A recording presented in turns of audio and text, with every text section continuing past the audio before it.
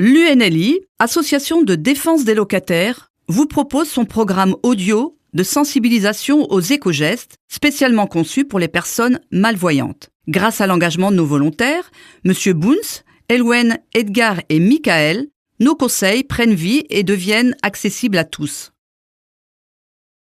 Comment économiser le chauffage ?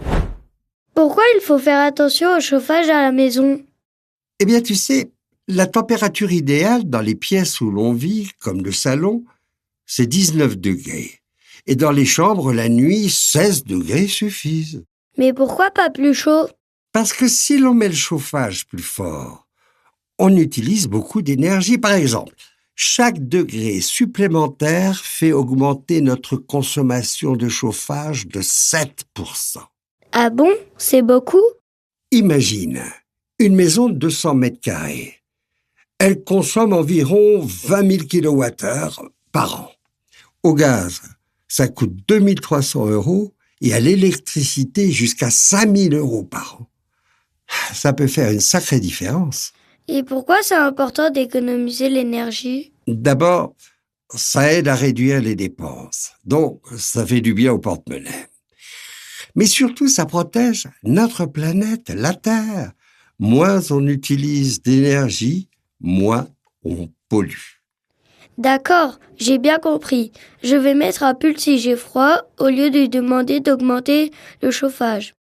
Et est-ce qu'il y a d'autres astuces pour économiser l'énergie avec le chauffage ? Oui, il y a des tas de petites choses simples qu'on peut faire. Par exemple, quand on ouvre une fenêtre pour aérer, il faut penser à éteindre les radiateurs. Ah oui ? Sinon on gaspille la chaleur, c'est ça ? Exactement. Et aussi, on évite de laisser les fenêtres ouvertes inutilement, surtout en hiver. Et quand on n'est pas à la maison ? Si on part plus de 48 heures, on peut régler le chauffage sur le minimum ou même hors gel, autour de 8 degrés. Ça évite de chauffer une maison vide. Et l'été, ça marche pareil ? Pas tout à fait. L'été, on ferme les rideaux ou volets pour garder la maison fraîche. Et en hiver, on fait l'inverse. On ouvre les rideaux pendant la journée pour laisser entrer la chaleur du soleil. Et si j'ai froid, je peux monter le chauffage ? Avant ça, tu peux enfiler un pull en plus ou des chaussons bien chauds. Parfois, c'est suffisant pour avoir bien chaud sans augmenter le thermostat. Ah, et les tapis ? Très bonne idée.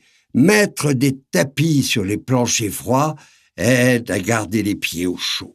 D'accord, je vais faire tout ça pour économiser l'énergie. Bravo! Chaque petit geste compte.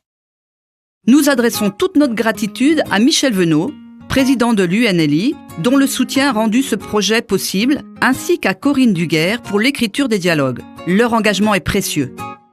Et bientôt, d'autres conseils pratiques. Restez à l'écoute.